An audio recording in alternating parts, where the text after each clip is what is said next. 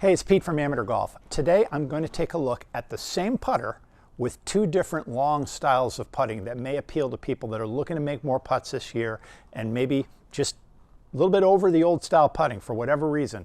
So let's take a look at the 2-ball 10 from Odyssey. Really nice design for a longer putter because of the weight and size of the head. And so the first one I'm going to do is what we'd call long putter or broomstick, which it actually says right on the handle, broomstick. That's what they call this one. And we basically are doing the same thing we used to do when we could anchor, where we could lock it right in, only now you want a little shorter putter and you want something that you can hold away from the body, not very far, decide how you grip it, get that little triangle going, and then roll it. And it actually works out pretty well. You probably can't see in the frame that I made that putt, but it works out pretty well. And that's actually how I putt. The second style is arm lock. And as you'll see, the arm lock putter is a little shorter, and where it sits is in the crook of the, sort of the forearm, and I think legally it can't go above the elbow. So you want to find a putter. First of all, there's three things you're going to fit, and the first is going to be the length, and you want to find a putter in that category that fits for your height into right in this part of your arm.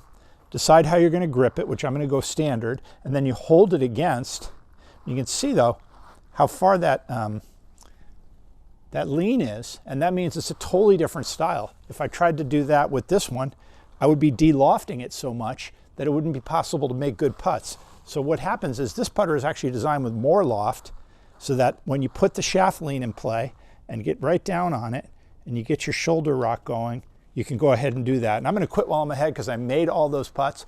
I'm going to take a look at how you fit an arm lock putter because it's a little trickier than fitting a long one. A long one, it's pretty much a question of getting a good comfortable lie angle and a good comfortable length for you.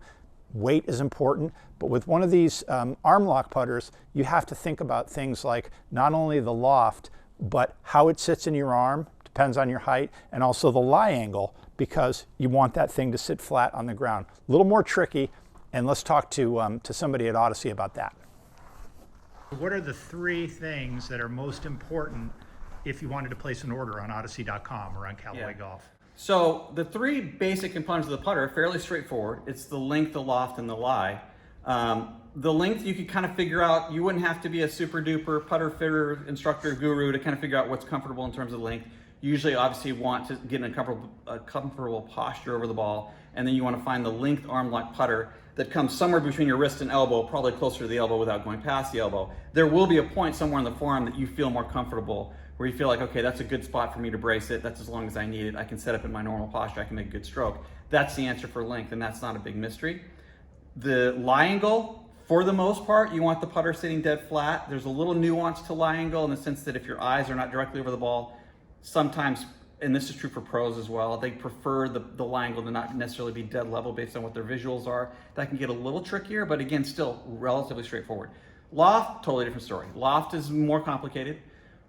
You'd be hard pressed, even if you were a tour pro, to go out to the green with an arm lock putter and say you had three that had different lofts on them. You'd be pretty hard pressed to determine yourself as you hit putts which one had the right amount of loft.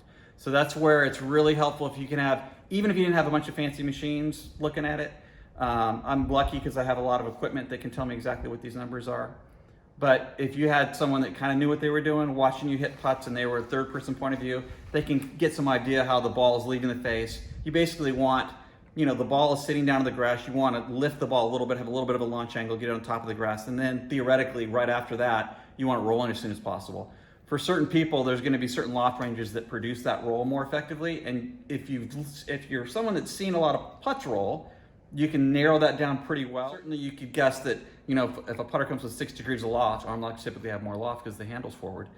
6 versus 4, you could probably see that. Obviously in here, when we take measurements, I can put that thing right on the money just because I have the ability to take those types of measurements. But that's a tougher thing. And if you have someone that can help you with the loft question, that's really important.